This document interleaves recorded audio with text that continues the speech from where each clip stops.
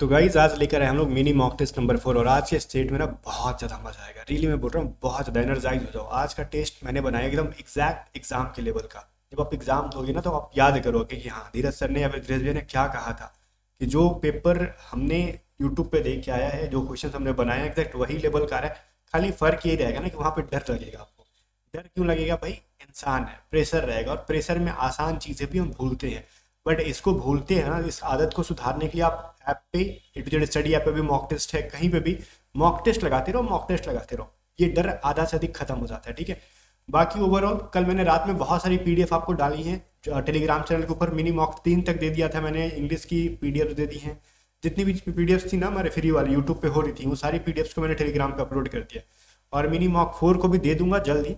तो उसके लिए आपको टेलीग्राम चैनल ज्वाइन करना होगा। सर्च करो टेलीग्राम पे @A2Z स्टडी और पीडीएफ डाउनलोड करो। बाकी अगर किसी की इंग्लिश बेसिक एकदम खराब है ना और एग्जाम में क्रैक करना है तो कम टाइम के अंदर बेसिक प्रिपरेशन करना और बेहतर प्रिपरेशन करना है तो A2Z स्टडी ऐप के ऊपर ना एक्स ग्रुप के लिए हो चाहे वाई ग्रुप के लिए हो, इंग्लिश की बैच है। जस्ट इंग्लिश की अलग से बैच है।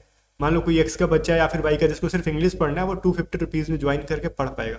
और इंग्लिश की पेड पीडीएफ भी आपको इस बैच में मिल जाती है और बेसिक से पढ़ाया गया और वोकैब की पीडीएफ दी गई है, प्रैक्टिस करने के लिए पीडीएफ दी गई है। आपकी प्रिपरेशन मस्त हो जाएगी एकदम। ठीक है, एक बार ऐप को डाउनलोड कर लो, लिंक डिस्क्रिप्शन में जाके वहाँ से पढ़ाई करो।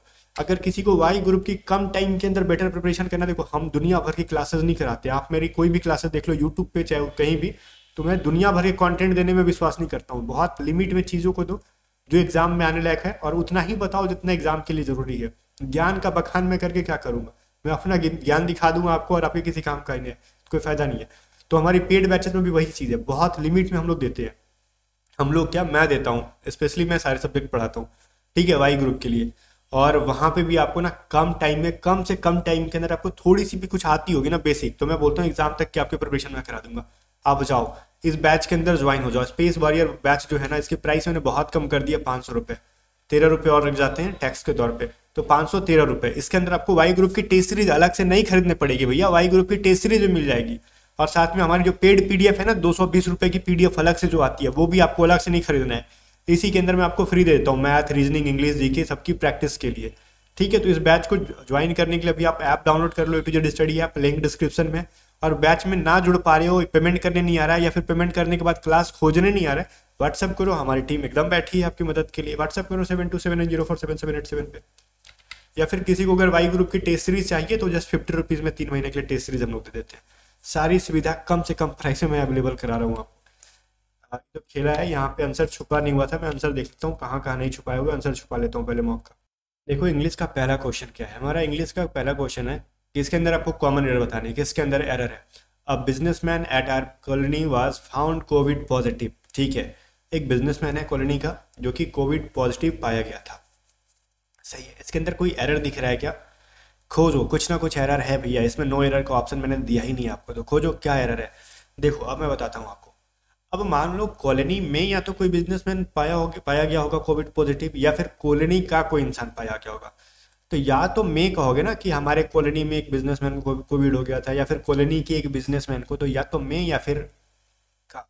तो यहाँ पे या तो इन का कर सकते थे या फिर ऑफ का, दोनों सही था। तो एट का यूज नहीं कर सकते भाई। एट की जगह पे या तो ऑफ कर दो तो भी सही है, इन कर दो तो भी सही है। कॉलोनी में एक बिजनेसमैन को या फिर कॉलोनी के एक बिजनेसमैन को। ठीक है, तो इन करना ज़्यादा परफेक्ट रहेगा, बिकॉज कॉलोनी में कहेंगे वो ज़्यादा सुटेबल है। तो एट के जगह पे इन होगा। ठीक है, तो एट के जगह पे भैया इन का सही है हमारा। आगे चलो, सेकंड क्वेश्चन कह रहा है the solution to the complex equation was found by the mathematician. ये ना change the passive sentence to active. Already ये पैसिव में बिकॉज वॉज के साथ फाउंड लगा हुआ है, तो आपको इसको एक्टिव में चेंज करना है। तो भाई जब एक्टिव में चेंज करेंगे और ये वाज के साथ आपको फाउंड लगा है, तो मेरा सब्जेक्ट क्या बनेगा? The mathematician. तो द मैथमेटिशियन के साथ क्या लगेगा? डायरेक्टली V2 लगेगा। तो भाई देखो वॉज का तो कोई खेल बनता ही नहीं है, तो इन दोनों को हटा दो, B एंड C तो होने से रहे। अब बना क्या? The mathematician found the solution, found the complex equation. तो ये तो गलत है ना। फाउंड क्या? उसने सॉल्यूशन क्यों फाउंड किया था, तो करेक्ट आंसर ये हो जाएगा। इक्वेशन को थोड़े फाउंड किया था, उसने सॉल्यूशन फाउंड किया था कॉम्प्लेक्स इक्वेशन का, तो परफेक्ट आंसर ए बनेगा। चलो, मिटिगेट का आपसे पूछ रहा सिनोनिम, ये मैंने वो क्या क्लास में कराया भी था। मिटिगेट का मतलब होता है किसी चीज़ को कम कर देना, कम करने के अर्थ में। तो सिनोनिम क्या हो जाएगा, लेसन। लेसन का ही मतलब होता है लेस करना, कम करना। ऑप्शन नंबर डी हमारा सही है। ठीक है। फोर्थ नंबर कह रहा है कन्फेस्ड का एंटोनिम बताओ। देखो कन्फेस्ड का मतलब क्या होता है आपको पता होना चाहिए पहले तो। कन्फेस का मतलब होता है सब कुछ सच कबूल लेना, सब कुछ कबूल लेना। तू मुझे कबूल, मैं तुझे कबूल, ठीक है वही वाला। तो वो वाला कबूल नहीं, कोई चीज़ छुपा रहे हो अगर आप, तो वो चीज़ कबूल ले रहे हो कि हाँ मैंने चोरी की थी। ठीक है। तो वो सच कबूल लेना, डेट इज। तो इसका एंटोनिम क्या हो जाएगा भाई, नहीं हमने चोरी नहीं किया है, मना करना। ठीक है। तो मना करने के अर्थ में क्या आ जाएगा, डिनाई। तो डिनाई का पास्ट हो जाएगा डिनाइड। ऑप्शन नंबर डी हमारा सही है। फिफ्थ नंबर बताओ, ये वन वर्ड पूछा जा रहा है इसके लिए। A person appointed by two parties और two parties to solve a dispute. Dispute का मतलब जो मतभेद है, झगड़ा है, लड़ाई है। एक ऐसे इंसान को अपॉइंट किया जा रहा है दो लोगों के बीच के झगड़े को खत्म करने के लिए। तो उसको क्या कहते हैं हम लोग, उसको आर्बिट्रेटर कहते हैं हम लोग। क्या कहते हैं भाई, आर्बिट्रेटर, मध्यस्थता करने वाला। Option number B.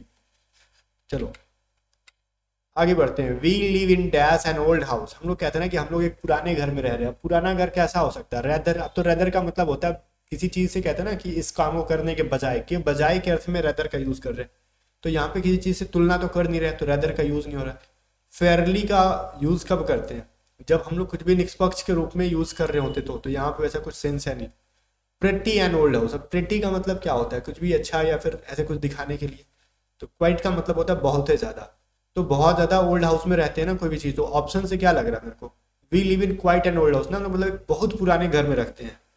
बहुत पुराना कह सकते हैं, मतलब ओल्ड को उसका एडजेक्टिव बनाओगे आप तो क्वाइट लगाओ, क्वाइट एंड ओल्ड हाउस। ठीक है। चलो बहुत ज्यादा पुराना घर में रहते हैं हम लोग, तो क्वाइट लगाना सही रहेगा हिंदी के अर्थ में। एक इडियम में बेगर डिस्क्रिप्शन, इसका मतलब क्या होता है आपको ढूंढना होगा।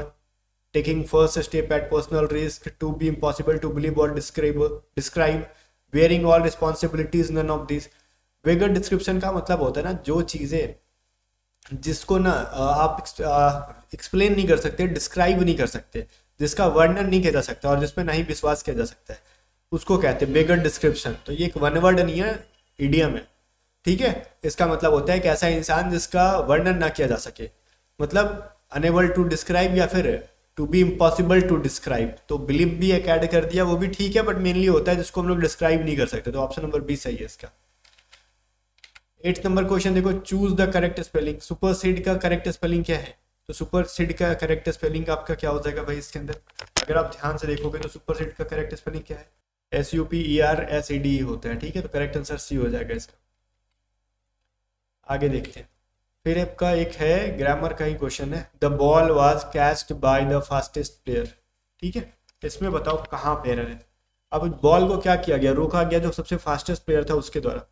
अब कैच का कैच थोड़ी होता है, कैच का कॉच बनता है ना, CAUGST वगैरह वगैरह। तो कैच नहीं होता, कॉच होता है। ठीक है। तो यहाँ पे इसके वर्ब V3 में गलत है। तो कैच का V3 क्या बनता है, काउच। काउच का स्पेलिंग क्या हो जाता है, CAUGST। ठीक है। कैच नहीं होता भाई, पकड़ने वाला काउच होता है। रुको, मेरा सही क्या हो जाएगा, ये सही V3 है इसका, कैच का। ये V1 है आपका, समझ में आ गया। चलो ऑप्शन नंबर बी में इसमें क्या था भाई, एरर था। तो ये जो सीन था, मुझे उम्मीद है कि आप समझ गए होगे। डोंट डैश माई फोन मतलब क्या कर रहा है, watch into, watch through, see through, look at. मतलब आपके फोन पे कोई देख रहा है तो आप कह रहे हो कि फोन पे मत देख भाई, तो पटक के मारेंगे, हमारा फोन में खाई झाँक रहे हो। जब भी कोई आपके फोन पे ताक रहा है तो मतलब वो टकटकी लगा के देख रहा होगा कि क्या कर रहे हो क्या नहीं। तो जब भी कहीं सेंस आ रहा है ना कि टकटकी लगा के देखा जा रहा है, that is look at. Look at का मतलब होता है टकटकी लगा के देखना। तो कोई फोन पे टुकुर टुकुर ताकता है ना, तो कहते हो ना कि फोन पे मत घूरो वरना पटक के मारेंगे। ठीक है। चलो 11th नंबर क्वेश्चन कह रहा है, विद्युत बल्ब के अंदर कौन सी गैस भरी जाती है। हमारे यहाँ बच्चों से पूछोगे बताओ कौन सी बल्ब के अंदर कौन सी गैस भरी जाती है, तो कहेंगे जो भर दो कुछ भी चलेगा भाई, हमें क्या खाली जलना चाहिए वो चीज़। वैसा नहीं होता। तो इसके अंदर आर्गन गैस भरी जाती है, ये चीज़ पता होना चाहिए। हिंदी में इसको आर्गन लिखा जाता है, तो विद्युत बल्ब के अंदर आर्गन गैस भरी जाती है। उगते सूर्य की भूमि किस देश को कहा जाता है, किस देश को ना उगते हुए सूर्य की भूमि कहा जाता है, मतलब वहां पे सनराइज सबसे पहले होता है, दैट इज जापान। ठीक है। और लैंड ऑफ सनसेट के नाम से किसको जाना जाता है, नॉर्वे को। अस्त होते डूबते सूर्य की भूमि को नॉर्वे को जाना जाता है। और land of sunrise that is Japan. 13 number है, भारत के कितने राज्य जो है ना राज्य बांग्लादेश की सीमा से लगते हैं। अब वो कौन कौन से लगते हैं ये भी पता होना चाहिए आपको। टोटल 5 लगते हैं। वो कौन कौन से लगते हैं मैं आपको बता दूं यहाँ पे। हम सबसे पहले कह सकते हैं वो तो त्रिपुरा, जो कि सबसे इंपॉर्टेंट है क्योंकि वो तीनों तरफ से घिरा हुआ है बांग्लादेश से। इसके अलावा आसाम भी लगता है, वेस्ट बंगाल तो लगता ही है हमारा, ठीक है, मिजोरम भी लग जाता है। एक और कौन सा छूट गया, त्रिपुरा, आसाम, वेस्ट बंगाल, मिजोरम, मेघालय।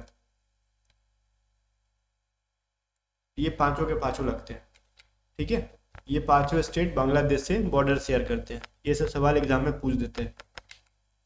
भारत की नेपोलियन की उपाधि किसको दी गई है। भारत में नेपोलियन समुद्रगुप्त को कहा गया है, याद रहे, ठीक है। सैन्य अभ्यास जो है ना विनवैक्स 2023 किस देश के साथ हो रहे हैं।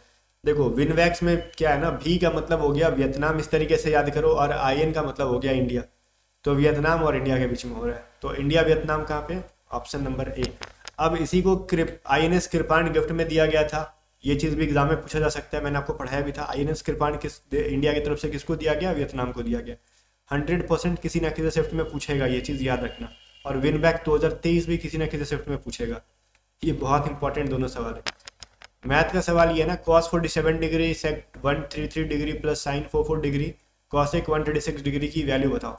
भाई पहली बात तो ये देखो, यहाँ पे कॉस, दो चीज़ों जानो कॉस बराबर क्या होता है, 1 बटा में सेक होता है, या फिर सेक बराबर लिख सकते हो 1 बटा में कॉस। पहली चीज़ तो आप ये जान लिए, ठीक है। दूसरी चीज़ यहाँ पे ये जानो कि साइन बराबर क्या होता है भाई, 1 बटा कॉसेक होता है, या फिर आप कॉसेक बराबर क्या लिख सकते हो भाई, 1 बटा साइन लिख सकते हो। दूसरी चीज़ ये, इसके अलावा ये चीज़ आपको पता है ना, कॉस 47 बराबर क्या हो जाता है, उल्टा इसका क्या हो जाता है, तो सेक 133 डिग्री होता है, ठीक है। ये इसके बराबर है, क्यों, क्योंकि अगर cos 47 को ना सेक के फॉर्म में बदलूंगा तो मैं क्या करूंगा, 180 में से 47 को घटाऊंगा, ठीक है। मतलब फॉर्मूला ही होता है cos 180 माइनस थीटा बराबर सेक थीटा। ये चीज़ पता होना चाहिए। तो cos 180 माइनस थीटा बराबर सेक थीटा, तो हम ये चीज़, या फिर साइन 180 माइनस थीटा बराबर कॉसेक थीटा, तो ये चीज़ लिख सकते हैं ना। cos 47 को या तो आप सेक में बदल दो, या फिर सेक को ना cos में बदल दो, कुछ भी बदल सकते हो आप। तो हम क्या लिख सकते हैं इसको, cos 47 को क्या लिख सकते हो, 1 बटा में cos लिख दो 133 डिग्री, ऐसा लिख सकते हो ना। प्लस में हो जाएगा ये साइन 44 डिग्री, और मल्टीप्लाई क्या हो जाएगा 1 बटा में साइन 136 डिग्री। तो मैं एक चीज़ बताता हूँ आपको, जब भी ऊपर नीचे दोनों वैल्यू सेम है और उनकी थीटा की वैल्यू ऐड करने पे ना क्या हो जाएगी भाई, क्या कह सकते हैं इसको हम लोग, अरे 47 और 133 दोनों ऐड करने पे 180 वैल्यू आ रही है। तो आप शॉर्टकट के तौर पे यूज़ कर सकते हो कि इनकी वैल्यू 0 हो जाएगी। और दिन मैं उतना डिटेल में नहीं जा रहा हूँ, ट्राइगोनोमेट्री क्लास में मैंने पढ़ाया भी है किस तरीके से होगी, लेकिन अभी कोई फायदा नहीं है क्योंकि आप बेसिक इसके पीछे का जानते नहीं हो, तो समझ में नहीं आएगा। जस्ट हिंट दे रहा हूँ, आपको समझा रहा हूँ ट्रिक के तौर पे आपको, या फिर ना इतना कुछ मत करो, सीधे सीधे समझो। ये मैं आपको एक फॉर्मूला बताया था ना, कॉस बराबर होता है 1 बटा सेक, ठीक है, ऐसा होता है। तो इसको हम अगर कॉस को x मान सकते हैं तो ये सेक को क्या मान सकते हैं, 1/x मान सकते हैं। तो जब भी इस फॉर्म में क्वेश्चन आ रहा है देन इसकी वैल्यू को 0 हो जाएगा, और इसकी वैल्यू क्या हो जाएगी, साइन बराबर भी होता है 1 बटा कॉसेक, तो ये भी x प्लस 1/x के फॉर्म में लिखा जा सकता है। इसकी वैल्यू भी 0 हो जा रही है, और 0 0 ऐड करोगे तो 0 हो जाता है। आप मान लेना जब भी x प्लस 1/x के फॉर्म में आए तो इसकी वैल्यू 0 हो जाएगी, ठीक है, और इसकी वैल्यू भी 0 हो जाएगी। तो ये चीज़ आप दिमाग में लेके चलोगे, ठीक है। तो आंसर क्या हो जाएगा इसका, ऑप्शन नंबर सी, 0 प्लस जी, 0 जोड़ोगे तो 0 ही हो जाएगा ये चीज़। और एक चीज़ मैंने गलती बोल दिया था, रुको मैं बताता हूँ क्या मैंने गलती बोल दिया था। मैंने ये लिख दिया था ना cos 180 माइनस थीटा बराबर बोल दिया था सेक थीटा, जबकि ये माइनस cos थीटा हो जाता है, ठीक है। तो यहीं से ये फॉर्मूला बन के आया और कुछ नहीं। तो अगर इसको हम चाहे तो कर भी सकते हैं, उसमें कोई बड़ा इशू नहीं है। किसी को भी 180 माइनस थीटा करोगे तो सेम वैल्यू देगा आपको, क्या, थीटा में माइनस वैल्यू देगा, और कुछ नहीं, वो ईजी है। तो बेसिक से ले जा रहा हूँ, अदरवाइज आप कंफ्यूज हो रहे हो। मुझे समझ में आ रहा है कि मैं जिस तरीके से बता रहा हूँ वैसे जो बेसिक से नहीं पढ़ा होगा उसको नहीं समझ में आए फार्मूला से। पहली बात तो स्टार्टिंग मैंने फार्मूला में थोड़ा सा गलती बोल दिया था। इसकी वजह देखो, यहाँ पे क्या हुआ ना, मैं यहाँ पे लिखता हूँ cos 47 इंटू सेक 130 डिग्री। जब चीज़ें उलझने लगे ना तो उसको बेसिक से जानना इंपॉर्टेंट होता है। अब यहाँ पे कॉसेक 136 डिग्री। अब यहाँ पे ना फार्मूला याद रखना, मैंने आपको बोला ना एक फार्मूला होता है, यहाँ पे मैं लिख देता हूँ कि कॉस बराबर लिख सकते हो 1 बटा में सेक, या फिर सेक बराबर 1 बटा में लिख सकते हो आप कॉस। तो यहाँ से एक चीज़ और याद रखना कि कॉस 180 माइनस थीटा बराबर सेक नहीं होता है, मैंने गलती से वहाँ पे लिख दिया था बोलते बोलते, ये होता है माइनस कॉस थीटा। ओके, तो मैं यहाँ पे ना इसको भी 133 के फॉर्म में चेंज करना चाहूँगा, तो मैं इसको क्या लिख सकता हूँ, माइनस कॉस 180 माइनस थीटा करूँगा तो क्या हो जाएगा, मैं अगर ये लिखूँ माइनस कॉस क्या कर दूँ 47 घटाऊंगा 180 में तो 133 ही मिल जाएगा ये। और ये इंटू को सेक को मैं कॉस में बदलूंगा तो मेरे को मिल जाएगा 1 बटा में कॉस 133 डिग्री। ओके, प्लस में वो क्या हो जाएगा, अब देखो साइन का भी वही चीज़ है, साइन थीटा बराबर क्या हो जाता है 1 बटा में कॉसेक थीटा। ठीक है, और वहीं पे कॉसेक थीटा बराबर क्या हो जाता है 1 बटा में साइन थीटा। ठीक है, लेकिन एक चीज़ यहाँ पे डिफरेंट होता है, अगर मैं बोलूँ साइन 180 माइनस थीटा बराबर क्या होता है भाई, दैट इज साइन थीटा होता है, ना कि माइनस साइन। ठीक है, तो ये साइन थीटा होता है। इसके पीछे का रीजन क्या होता है मैं बताता हूँ। ये जो एक क्वाड्रेंट होती है ना, first second third form fourth, तो किस क्वाड्रेंट में कौन सी साइन पॉजिटिव होती है, किसमें माइनस नेगेटिव होती है, तो ये चीज़ आप अगर याद रहेगा तो ये चीज़ आपको याद रहना चाहिए। अगर ये चीज़ याद रहेगा तो आप इसका आंसर कर लोगे, अदरवाइज आपको नहीं याद रहेगा। वो तो बेसिक जब ट्राइगोनोमेट्री पढ़ते हैं तब सीखते हैं, यहाँ पे उतनी सारी डिटेल में जाऊँगा नहीं, वहाँ पे वैल्यू निकालने के लिए यूज़ करते हैं। तो यहाँ पे साइन 44 को मैं लिख सकता हूँ ना कि 180 में से 44 घटाओगे तो 136 बचेगा, देन ये साइन कितना हो जाएगा 136 डिग्री। अब मैं कॉसेक 136 को बटा में करूंगा तो 1 बाई क्या हो जाएगा 1 बटा में साइन 136 डिग्री। तो बच्चे वही हुआ, ये कट गया, ये क्या हो जाएगा कट जाएगा, तो ये -1 प्लस में 1 हो जाएगा, 0 मिल गया। तो ओवरऑल हम इतना ना करके ऐसा एज्यूम कर लेते हैं, जब भी इस फॉर्मेट में क्वेश्चन दे तो उसका आंसर 0 ही रख देंगे, क्योंकि अल्टीमेटली क्वेश्चन ही सेट किया जाता है उसको 0 आंसर करने के लिए। इनकी वैल्यू और इनकी वैल्यू फाइनली क्या हो जाती है 0 बन जाती है। तो आप वैसे क्वेश्चन का आंसर भी 0 कर दोगे तो ईजी होता है, मतलब मार्क्स सही होने की पॉसिबिलिटी 99.9% हो जाती है कि सही ही होगा वो। 17 नंबर देख लो, एक त्रिभुज की समबाहु त्रिभुज की ना भुजा अगर 34% बढ़ा दे तो उसका एरिया में कितने परसेंट की वृद्धि हो जाएगी। तो जब भी किसी ट्रायंगल, मतलब जनरली इक्विलैटरल ट्रायंगल का कोई साइड बढ़ा दिया गया तो सारे साइड्स बढ़ जाएंगे ऑटोमेटिकली, क्योंकि सारे भुजा बराबर होते हैं। तो उसकी रेडियस क्या हो जाती है R1, सॉरी उसकी क्या कहते हैं उसको, एरिया कितनी बढ़ेगी R1 plus R2 plus R1 into R2 by 100, ये फॉर्मूला यूज कर लो और दोनों की वैल्यू 34 ही मान लो। ठीक है, 34 इंटू 34 बटा में 100, ये क्या हो जाएगा 64, और ये हो जाएगा 956 हो जाता है ना इसकी वैल्यू बटा में 100। सही है क्या, नहीं 956 नहीं होता है, इसकी वैल्यू ना मल्टीप्लाई करनी पड़ेगी 34 इंटू 34 को रफ साइड में, बट वो तो मल्टीप्लाई होता रहेगा। ये 68 होगा, मैं ना इसको थोड़ा जल्दीबाजी नहीं, ये 68 हो जाएगा, ये कितना हो जाएगा आपका 1156 हो जाएगा ये। देन इसको सॉल्व करेंगे, 68 प्लस क्या हो जाएगा 11.56, that is 79.56%। Option number B के अंदर है। ठीक है, चलो आराम से सॉल्व करते हैं, अदरवाइज जल्दीबाजी में ज़्यादा गलती हो रहा है। मैं सोच रहा हूँ कि वीडियो की लेंथ को बड़ा ना करूँ, बिकॉज ये आधा घंटा का बन जा रहा है तो ये थोड़ा देख के खराब लगता है। देखो 18 नंबर क्वेश्चन है ना कि एक सिपाही 200 मीटर दूर से एक चोर को देखता है, सिपाही ने पीछा करना शुरू किया तो चोर भी भागने लगा। यदि सिपाही की गति 8 किलोमीटर प्रति घंटा है तो चोर की गति 6 किलोमीटर प्रति घंटा है, तो चोर आगे पकड़े जाने से पहले कितनी दूर दौड़ पाएगा। देखो जब भी ऐसा चोर पुलिस कहना कि देखो मान लो बीच का डिस्टेंस 200 किलोमीटर या 200 मीटर है और चोर ऑब्वियसली आगे रहेगा और पुलिस पीछे रहेगा। ठीक है, चोर की स्पीड क्या है 6 किलोमीटर पर आवर, पुलिस की स्पीड क्या है 8 किलोमीटर पर आवर। तो चोर स्लो भाग रहा है, पुलिस तेज भागेगा, तो उसको आगे चल के कहीं ना कहीं ये पकड़ लेंगे। ठीक है, तो जब भी कुछ क्वेश्चन ऐसा दे तो याद रखना दोनों जब भाग रहे होंगे ना तो डिस्टेंस बराबर होता है स्पीड इनटू टाइम, हमने ये पढ़ा। लेकिन जब दोनों भाग रहे हैं तो वहाँ पे हम स्पीड ना रिलेटिव स्पीड यूज करते हैं, तो डिस्टेंस बराबर क्या हो जाता है रिलेटिव स्पीड बटा में टाइम। रिलेटिव स्पीड क्या हो जाएगा, रिलेटिव स्पीड मतलब दोनों का एक ऐसा स्पीड निकालो कि दोनों के साथ साथ चलने की स्पीड को टैकल कर पाया जाए। तो जब दोनों चल रहे हैं और ऊपर से सेम डायरेक्शन में, चोर भी इधर जा रहा है तो पुलिस भी उधर जा रहा है, तो दोनों जब ऐसा है ना तो बड़े स्पीड में से छोटे स्पीड को घटा देते हैं। तो डिस्टेंस क्या थी 200 मीटर, एम को हटा देते हैं यहाँ से, मेरे को पहले टाइम निकालो कितना टाइम लगेगा, तब हम आगे डिस्टेंस निकालेंगे। ठीक है, और हमारा क्या हो जाएगा, रिलेटिव स्पीड हो जाएगा 8 में से 6 घटा दो, और ये क्या हो जाएगा, ये किलोमीटर प्रति घंटा में और डिस्टेंस हमारा मीटर में। तो ये स्पीड को मीटर पर सेकंड में बदलने के लिए क्या करना होगा, 5/18 से मल्टीप्लाई और टाइम को टी रख दो, तो हमको क्या मिल जाएगा 200 बराबर 2 इंटू 5/18 इंटू टी। तो ये 5 दूनी 10 का एक जीरो कट जाएगा और 18 दूनी 36, मतलब टाइम लग जाएगा उसको 360 सेकेंड चोर को। तो चोर 360, चोर को पुलिस को पकड़ने में, उल्टा मैंने बोल दिया, पुलिस को चोर को पकड़ने में 360 सेकेंड लगेंगे। तब तक 360 सेकेंड में चोर कितना भाग गया होगा ये बताओ। तो डिस्टेंस बराबर होता है स्पीड इंटू टाइम। तो मतलब कितना डिस्टेंस तय कर लेगा, ये 6 किलोमीटर प्रति घंटे के हिसाब से, मतलब इसको मीटर प्रति घंटे सेकेंड में चेंज कर दो और 360 से मल्टीप्लाई कर लो। ठीक है, तब जाके आपका ये आंसर आ जाएगा।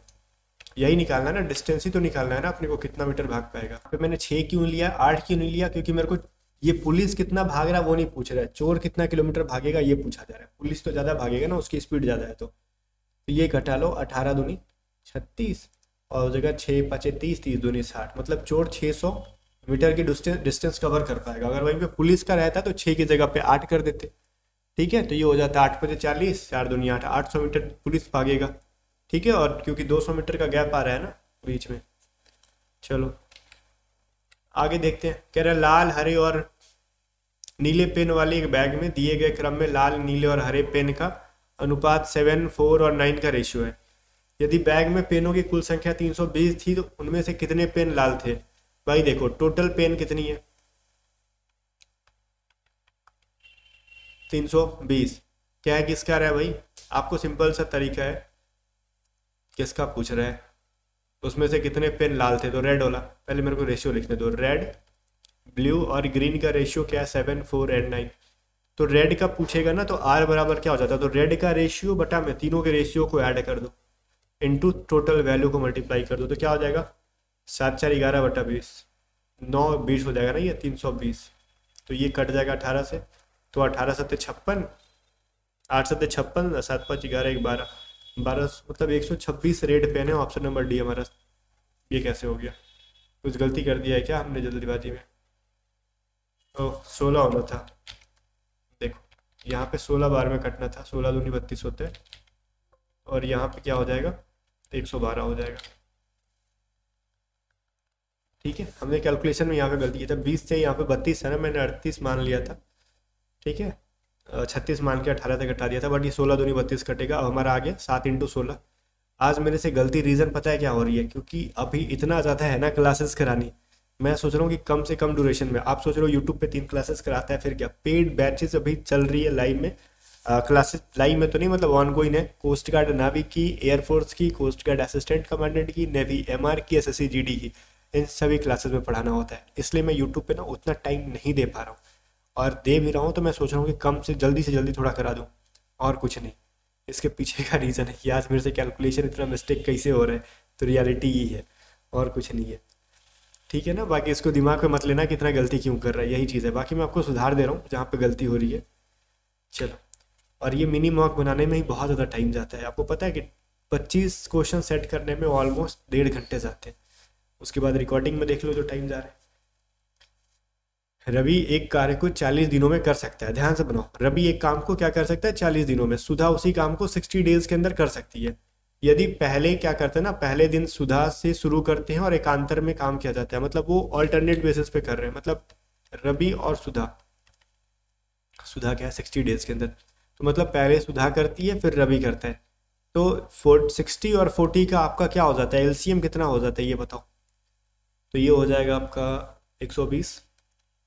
ठीक है, तो ये 120, तो एक दिन में सुधा कितना काम करेगी, तो एक सुधा एक दिन के अंदर काम करेगी 60 से डिवाइड कर दो 120 को, तो एक दिन में सुधा 20 काम करेगी। और अगले दिन रवि जब लगेगा तो वो 40 दिन में कंप्लीट करता है, तो 40 से डिवाइड कर दोगे 120 को, तो एक दिन में ये 3 काम करेगा। और हमारे पास टोटल वर्क है 120। बात समझ में आ रहा है।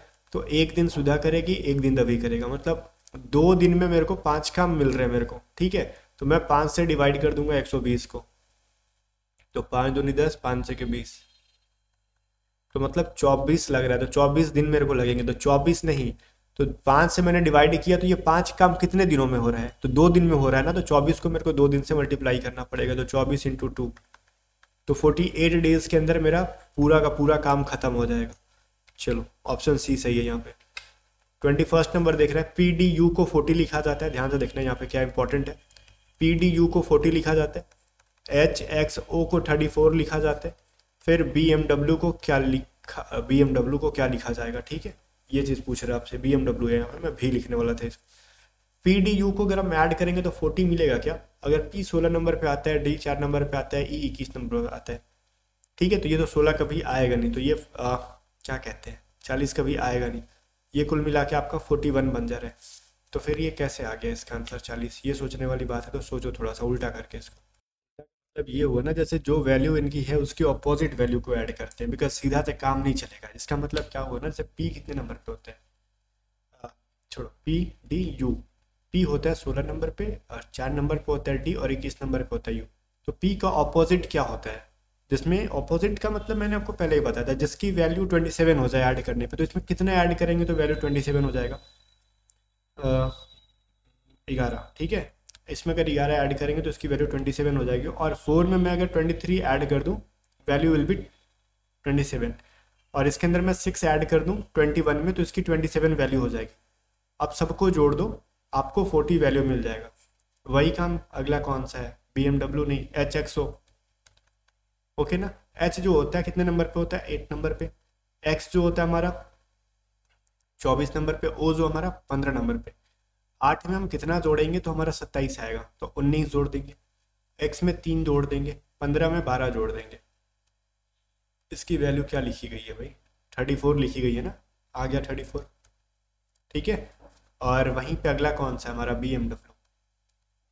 B M W, B 2 number पे होता है, एम 13 नंबर पे होता है, 23 नंबर पे डब्ल्यू होता है। इनकी वैल्यू देखो, अगर हम बी में 25 ऐड कर दें आंसर विल बी 25, इसमें हम 14 ऐड कर देंगे, इसमें 3 ऐड कर देंगे, 4 3 7, 7 5 12 के 2, 3 और 1 4, 42। नहीं, मैंने कुछ गलती लिखा है क्या, 24 में 3 ऐड कर दिया, 12 में 3 27 कर दिया, और यहाँ पे 25 में 2 27 कर दिया, ठीक है। गलत क्या है भाई, गलती ये है ना, मैंने डब्लू को 23 बोल के और 24 लिखा है, ये गलती है और कुछ गलती नहीं है इसमें। आज कुछ भी कर सकता हूँ मैं, आज पूरा का पूरा आज रिकॉर्ड ही नहीं करना चाहिए था। यहाँ पे 23 था ना ये, अब मैं 4 ऐड करूँगा तो मेरा जाके 43 ऐड हो जाएगा। मैंने बोला ना कि आज मेरे को ये क्लास देने का बिल्कुल भी फुर्सत नहीं था, और मैं ज़बरदस्ती का ये क्लास दे रहा हूँ आज, और क्योंकि आप डिमांड कर रहे हो कि रोज़ दो, यही सीन आएगा जल्दीबाजी में। तो यहाँ पे क्या था ना कि 23 था ये, और मैंने बोला 23, W23 और लिख दिया मैंने 24, तो यहाँ पे ये चीज़ मैंने गलती की थी। तो अब जाके इसका 43 आंसर आ जाएगा ऑपोजिट वैल्यू का। चलो अब यहाँ पे क्या सीन है, इसमें बोल रहा है किस वैल्यू को अगर हम एक्सचेंज करेंगे, इंटरचेंज करेंगे, तो उसकी वैल्यू 381 आ जाएगी, ठीक है। आज के मॉक टेस्ट में मैं मिस्टेक कर रहा हूँ, इसके पीछे का रीज़न मैंने आपको बता दिया। मैं जितनी जल्दी से जल्दी में हूँ और उतना ही जल्दीबाजी में तो काम गड़बड़ होगा। अदरवाइज जब मैं आराम से बनाता हूँ तो 25 क्वेश्चन को कम से कम 40 मिनट से ज़्यादा कर देता हूँ। अब इसमें क्या हो जाएगा, हम option A B C D को देखो, अगर ये वैल्यू कटने लायक है तो मैं इसको कटाने की कोशिश नहीं करूंगा, तो डिवाइड वाले को हम चेंज नहीं करेंगे, माइनस को प्लस करके देखेंगे। आप करोगे एक एक वैल्यू को करके रखो, वैसे मेरे को पता है इसका आंसर क्या है, तो चलो ठीक है, आप वीडियो को रोक के सॉल्व करो। मैं डायरेक्टली आ जाता हूँ डी नंबर पे। अगर मैं डी में चेंज करूंगा, ठीक है, तो क्या मिलता है मेरे को, प्लस मल्टीप्लाई को 225 divided by 25 multiply by 7 plus 318 minus 112। अब इसकी वैल्यू क्या हो जाएगी, 25 बार में कटेगा, तो 25 से 7 से मल्टीप्लाई करोगे, 7 5 35, 7 दूनी 14, 3 17, 17 ना, 1 7 5 प्लस 318 माइनस 1 1 2। अब मैं यहाँ पे ऐड करूंगा अगर, तो 8 5 13, और ये 7 1 8 और 1 9, और ये हमारा 3 हो जाएगा। अब मैं इसमें 3 नहीं 4 हो जाएगा, एक और भी है ना, ये 493 हो जाएगा। अब मैं इसमें 112 माइनस करूंगा तो मेरा आंसर आ जाएगा 3 8 1। अब ये चीज सही है, ऑप्शन नंबर डी हमारा। 23 नंबर कह रहा है, इसमें बताओ, इसमें कुछ किया हमने तो ये 508 आ गया, इसमें क्या किया, इसमें क्या किया, तो इस वाले सीरीज में क्या करेंगे, सिंपल सा लॉजिक है। 512 में पहले मैंने क्या 4 माइनस करा रखा है, 508 है, ये तो इजी है। 508 में अब मेरे को 8 माइनस कराना है, अभी 8 कर रहे हैं तो 500 आ जा रहा है। फिर 500 में मेरे को अगर 4 माइनस कराया तो 496 आ गया। 496 में अब क्या करेंगे, पहले 4 माइनस किया, फिर 8 किया, फिर 4 किया, अगली बार 8 करेंगे। आंसर विल भी 416 में से 8 गया 8, 488। अब 488 में अगली बार फिर -4 कर दे तो 484 हमारे पास आ गया। तो हमारा पैटर्न क्या बन रहा है, -4 -8 -4 -8, देन आंसर विल बी 488। नहीं, 2 बार 8 खाली, 3 बार नहीं। 24 नंबर कह रहा है अगर हम बुल को ये लिखते हैं CDV WMNMN, ठीक है, शॉर्ट को अगर इतना लिखते हैं तो टेंस को क्या लिखेंगे। देखो बी के बाद क्या आता है, सी, और बी के बाद डी, ठीक है। यू के बाद देखो VW, मतलब एक लेटर के जस्ट 2 बार जो लेटर आती है उनको लिखा गया। एल के बाद MN, फिर देखो एल के बाद MN, वही शॉर्ट में भी कर रखा तो टेंस में भी वही करो। टी के बाद क्या आता है, U एंड V, ई के बाद F एंड G, एन के बाद OP, एस के बाद TU, दुद्दू को TU है, ठीक है। ऑप्शन नंबर ये हमारा सही है, ठीक है। 25 में कह रहा है अगर इसके बाद ये फोटो आया तो इसके बाद क्या आएगा। इसमें पूरा चीज देखो, आप आराम से वीडियो को रोके और आराम से देखो। देखो ये जो लाइन है ऐसे थी और उसको सबसे नीचे किया गया ना, अगले फोटो में, अगले में देखो, इसको जो इधर से था इसको उल्टा कर दिया गया। रुको, उल्टा ऐसे नहीं होता, उल्टा ऐसे कर दिया गया। जो इधर से था उसको उधर से उल्टा, यार हाँ ठीक है, फिर से मैं ऐसे हो गई, इधर से था ना ये वाला। रुको मैं इसको लिखता हूँ, मेरे से फोटो भी नहीं बन पा रहा है। पहले वाले में फोटो ऐसी है, ठीक है, तो मेरे को उल्टा करना है तो ये कैसे हो जाएगा इस बार। जिस तरीके से ऊपर में है देखो नीचे में भी वैसे ही है। अब खाली लाइन को मैं पीछे की साइड ले गया, मैंने वैसे ही लिखा लेकिन लाइन को मैं पीछे ले गया। तो अभी मैं क्या करूंगा, अगले वाले में ऊपर में क्या है, ये त्रिभुज में एक लाइन खींचा हुआ है, तो मैं त्रिभुज की लाइन को छेड़छाड़, फोटो भी मेरे से आज ढंग से नहीं बन रहा है, लगता है दिन खराब है क्या। ये फोटो को भी मैं त्रिभुज को वैसे ही कर दूंगा, खाली इस लाइन को पीछे की साइड आके लगा दूंगा मैं, ठीक है। तो मैं इस लाइन को अगर इस पीछे के, देखो कहाँ जाके ये लाइन लग रही है, देख रहे हो, कैलकुलेशन तो अलग लेवल पे है। ये फोटो भी आज नहीं बन रही है, ये लाइन यहाँ पे आके लगेगी, मतलब गजब का खेल हो रहा है नहीं। और ये फिर बीच में जो हमारा फोटो है ये कहाँ पे, देखो स्ट्रेट लाइन है, देन हमने क्रॉस कर रखा, तो मेरा जब ये स्ट्रेट लाइन है देन हमारा क्रॉसिंग इस साइड से बनेगा, ठीक है। तो मैं इसको भी अब क्रॉस करा लूंगा। अब वो भी क्रॉस किस तरीके से कर रहा है, आप एज्यूम करो ये हमारा है, फिर 45 डिग्री रोटेट किया क्लॉकवाइज, फिर हमारा 45 डिग्री, फिर 45 डिग्री क्लॉकवाइज करेगा, देन हमारा ऐसे बनेगा ये चीज़, ठीक है। ये चीज़ कहाँ पे मैच कर रहे हैं, तो पहले तो ये तो त्रिभुज नीचे होगा, तो त्रिभुज नीचे वैसा इसके अंदर है, त्रिभुज वैसा नीचे अंदर है, तो 2 और 4 दोनों लग रहा है आंसर मेरे को हो सकता है। बाकी इसके अलावा ये जो फोटो है ना, देखो इसमें नीचे जो फोटो थी ना वो ऊपर ले गई है और इसको साइड से मिरर किया गया, तो इसको अगर मैं ऊपर ले जाके साइड से मिरर करूंगा तो ये फोटो ना ऐसे ऐसे ऐसे ऐसे ऐसे एक बार में बन गया यार, ऐसे बनेगा, ठीक है। तो ऑप्शन नंबर 4 में ये वाला है। अगर साइड मिरर में इस वाले को कर दूं तो देख रहे हो एक बार में मैंने बना दिया आज। ऑप्शन नंबर डी हमारा बिल्कुल भी सही है ये चीज़, ओके। बस कमेंट करके बताओ कितने क्वेश्चन के आंसर आपने सही किए। बाकी चलो फिर आ जाओ पेड बैचेस में, पूरे फरवरी खत्म होने से पहले आपकी पेड बैचेस ये खत्म कर दी जाएंगी, या फिर आप पूरा रिवीजन करते रहना। मैं पेड बैचेस पे भी बहुत ज़्यादा फोकस कर रहा हूँ, बिकॉज वहाँ पे मैंने पैसे ले लिए हैं बच्चों से, तो पूरा जो है ना मेरे को फरवरी में या फिर मैं 17-18 फरवरी तक बैच ये खत्म करना है, ताकि बच्चे रिवीजन भी कर पाएँ। इसलिए मैं जल्दीबाजी में हूँ, और कोई मेरा मकसद नहीं है जल्दीबाजी में होने का, ठीक है ना। तो क्योंकि आप किसी से 1 रुपया लेते हो कोई सर्विस के लिए, तो आप उसको प्रॉपर सर्विस दो, मेरा मानना ये है। यहाँ पे तो मैंने 500-500 रुपये लिए लोगों से। चलो फिर मिलते हैं नेक्स्ट वीडियो में, तब तक बाय बाय। अगर आपको पेड बैचेस में जुड़ना है तो आप ऐप को डाउनलोड करके ज्वाइन कर सकते हो बैच को।